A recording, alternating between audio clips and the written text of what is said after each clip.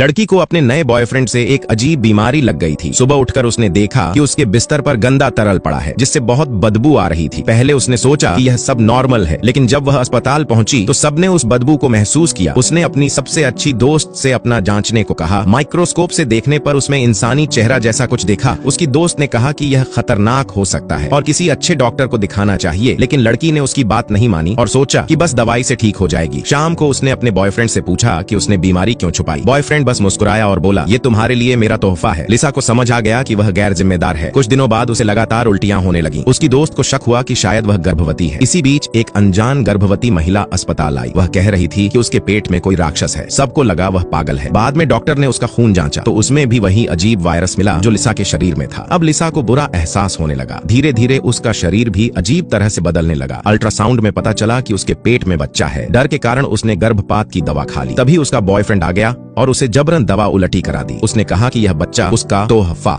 है और उसे पैदा करना ही होगा। लिसा बहुत डर गई। उसने भागने और दोबारा दवा खाने की कोशिश की, लेकिन उसका बॉयफ्रेंड पागल हो गया। अगले दिन लिसा जब अस्पताल गई तो उसकी दोस्त को भी शक हुआ कि यह आदमी इंसान नहीं बल्कि किसी बुरी शक्ति से जुड़ा हुआ है। जांच में पता चला कि यह एक नया वायरस है जिससे इंसान पागल हो जाता है और अजीब मति भ्रम देखने लगता है। गर्भवती महिला भी इसी वायरस से मरी थी। लिसा की दोस्त ने ठान लिया कि उसके बॉयफ्रेंड को खत्म करना होगा, वरना वायरस फैलता जाएगा। लेकिन जब वह उसके घर पहुंची तो खुद गायब हो गई। इसके बाद लिसा और भी पागल होने लगी। कुछ महीनों बाद उसकी दोस्त फिर अस्पताल में आई और कहा कि वह उसकी मदद करेगी। लिसा खुश हो गई और उसके साथ घर चली गई, लेकिन वहां पहुंचकर उसकी दोस्त ने उसे बांध दिया। असल में वह दोस्त अब बॉयफ्रेंड के नियंत्रण में थी। उसने लिसा की डिलीवरी कराई। बच्चा पैदा होते ही लिसा खून से लथपथ